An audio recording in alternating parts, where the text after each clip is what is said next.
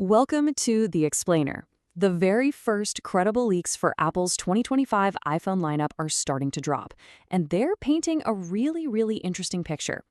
So today, we're going to piece together all the most reliable reports to see what the iPhone 17 family might actually have in store for us. Okay, so we're looking at 4 potential new models on the horizon, but let's cut through all the hype. Beyond just the specs on a sheet, what are the real-world differences going to feel like? Let's dive into what the early reports suggest are the most important changes.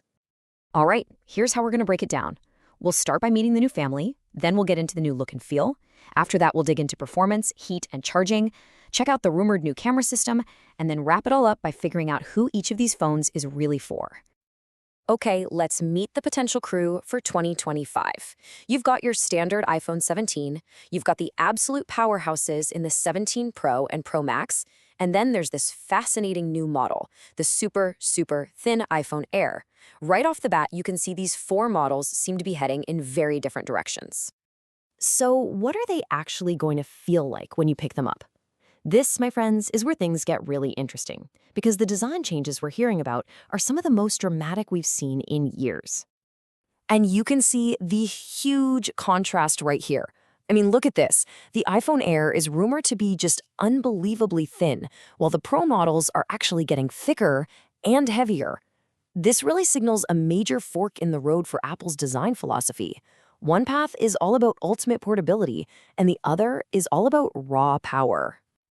And that thinness could make a massive difference in how you use your phone every day. One source pointed out that the Air's design is just uniquely satisfying to hold, even if you've used other lightweight phones.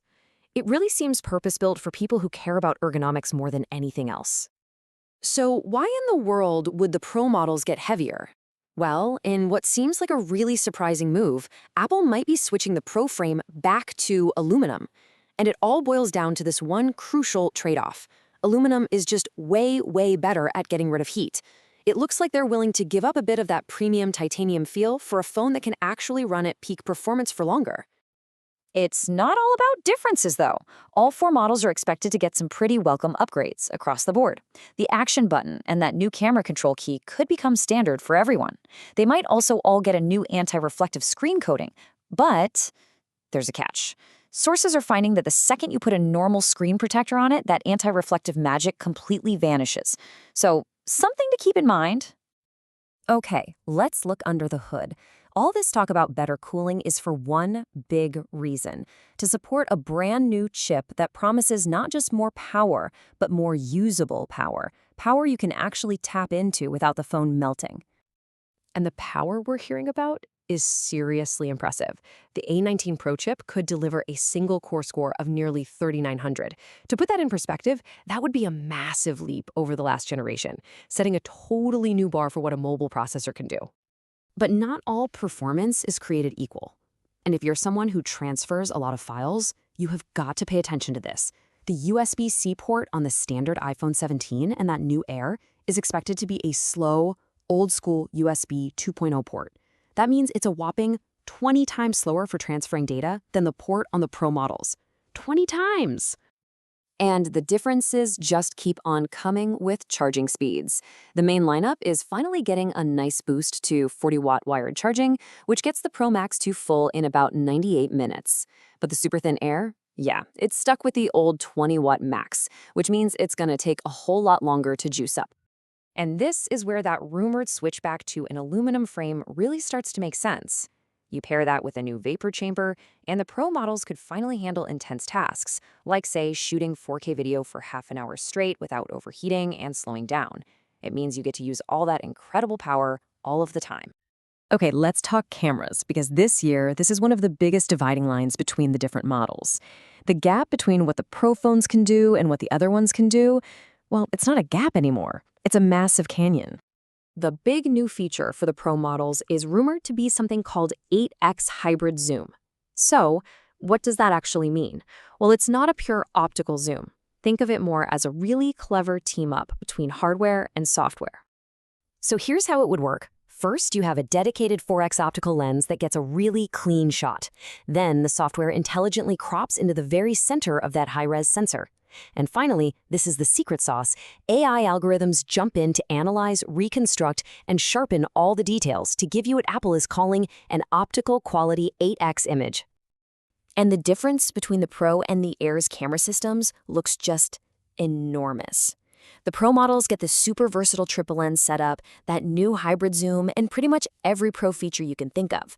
The Air, on the other hand, is rumored to have just one single main lens. That means no optical zoom, no spatial video, no ProRes. The difference is literally night and day. So after going through all these specs and rumored features, the big question is still sitting there. Which one of these should you actually think about buying? Let's try and break down the recommendations based on these early reports. Okay, let's start with the standard iPhone 17. The verdict here seems pretty clear. If you've been holding onto an older phone, waiting for Apple to finally bring features like a 120Hz promotion screen and an always-on display to the base model, this is it. This is probably the upgrade you've been holding out for. Now, the Pro and the Pro Max, they're for a totally different crowd. If you are a content creator, a serious mobile gamer, or just anyone who pushes their phone to the absolute limit, this is your machine. That combination of sustained performance and the incredibly flexible camera system makes it the obvious, unambiguous choice for any power user. And then there's the iPhone Air. This is a niche phone. You have to understand that. This is for the person who cares about that incredible thinness and featherlight design more than anything else. But that beautiful design comes with some major trade-offs. A much less capable camera, slower performance where it counts, and an eSIM-only design that could be a real pain depending on where you live or who your carrier is. So in the end, this rumored lineup gives us more meaningful choice than we've ever had before. But all that choice creates a really fascinating dilemma, doesn't it? It forces you to ask yourself what you truly value more: a stunning, minimalist design that you can barely feel in your pocket, or the raw, untamed power of a professional tool. It seems Apple is betting you can't have both. So, which path would you choose?